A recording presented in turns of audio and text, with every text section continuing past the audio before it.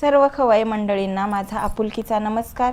स्वागत आहे तुमचं आपलं चॅनल चुलीवरचा घमघमाटमध्ये. आज आपण आजीची आठवण करून देणारी चुलीवरची पारंपरिक रेसिपी पाहणार आहोत. तर व्हिडिओ शेवटपर्यंत बघा आणि रेसिपीचा आनंद घ्या. दूध खिरीसाठी आपण अर्धा लिटर दूध घेतलेलं आहे. 1 वाटी साखर घेतलेली आहे.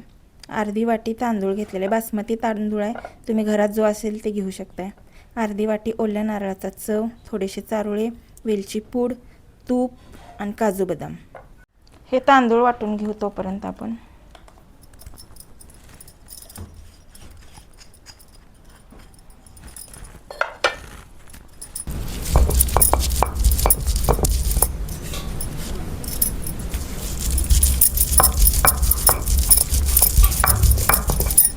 हे तांदूळ बारीक वाटून घ्यायचं. चूल पेटवून घेतले. आता आपण ह्यावर भांडं ठेवू. थोडंसं तूप ओतून आपण हे काजू बदाम आणि चारोळे जरा भाजून घेऊया तुपामध्ये. छान लालसर करूया ह्याला. हे तांदूळ आपण वाटून घेतलेला आहे, ह्याला जरा भाजून घेऊ म्हणजे खिरीमध्ये कच्चेपणा वाटणार नाही. तांदळाचा जरा लालसर होईपर्यंत आपण भाजून घेऊ.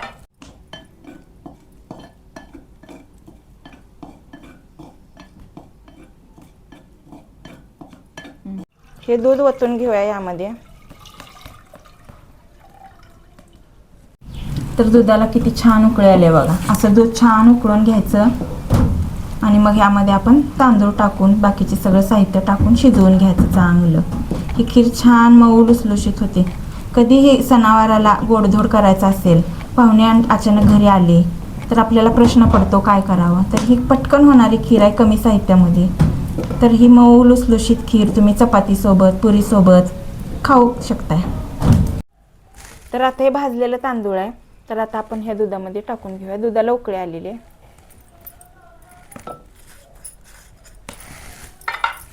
तर ह्याला छान शिजवून घेऊ अगोदर.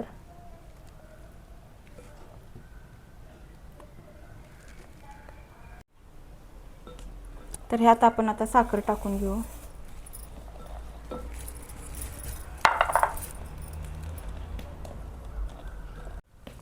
तर ह्यात आता ओल्या नारळाचा चव टाकून घेऊ. काजू बदाम टाकून घेऊ.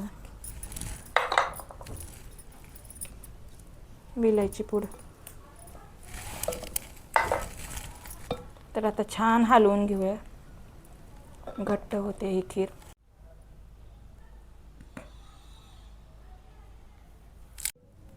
तर छान अशी आपली खीर शिजलेली आहे बघा. खिरीचा छान असा घमघमाट सुटलाय. चुलीवरचा स्वयंपाक करून खाण्यात एक वेगळीच मज्जा आहे.